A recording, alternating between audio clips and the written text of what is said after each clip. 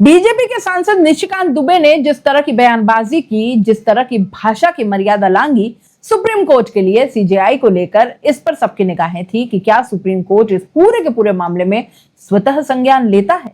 लेकिन आज जो कुछ हुआ वो गजब ही हो गया दोस्तों। सुप्रीम कोर्ट के समक्ष एक वरिष्ठ वकील चले गए अचानक से होने वाले सीजेआई के सामने। सब जानते हैं दोस्तों, चीफ जस्टिस के तौर पर संजीव खन्ना का जो कार्यकाल है वो मई में खत्म होने वाला है और इसके बाद चीफ जस्टिस के तौर पर जस्टिस गवई शपथ लेंगे और जस्टिस गवई का जो कार्यकाल है वो भी छोटा ही रहने वाला है।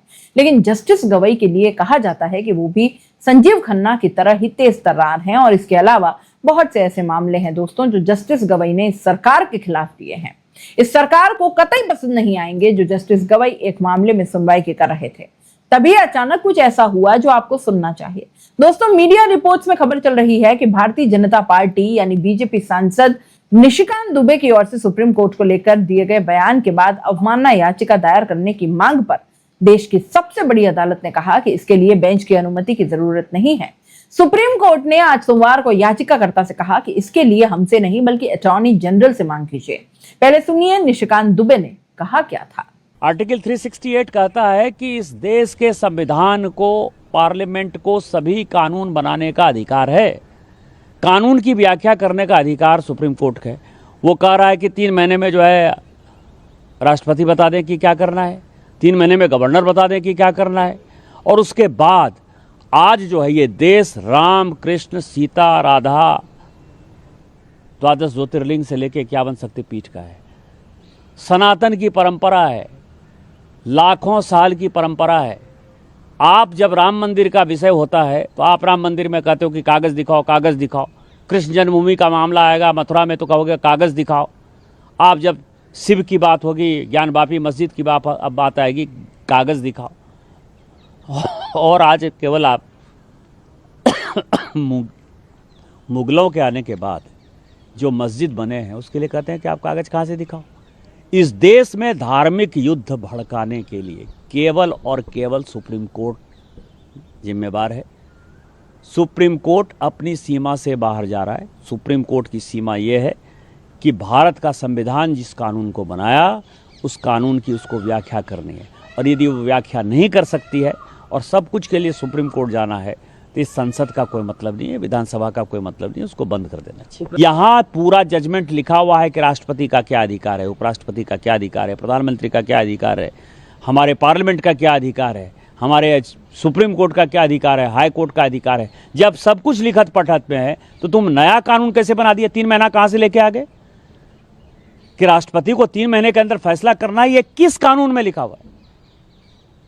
इसका मतलब यह है कि आप इस देश को एनार्की की तरफ ले जाना चाहते हो और एनार्की जो है इस देश में बर्दाश्त नहीं होगी। जब नया कानून आएगा, जब नया पार्लियामेंट बैठेगा, इसके ऊपर विस्तृत चर्चा होगी और फिर से नेशनल जुडिशियल अकाउंटिंग सिस्टम जो हमने NJAC बनाया था, जिसमें कि राष्ट्रपति का चुनाव कैसे होगा, प्रधानमंत्री का कैसे चुनाव होगा, वो तो संविधान में लिखा हुआ है। लेकिन आपके भाई भतीजावाद के आधार पर जज का चुनाव नहीं होगा।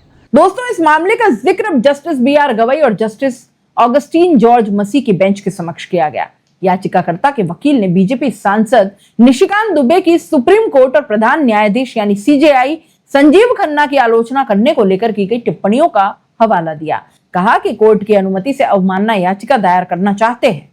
जस्टिस गवई ने कहा कि आप इसे दाखिल करें, लेकिन याचिका दायर करने के लिए आपको हमारी अनुमति की जरूरत नहीं है।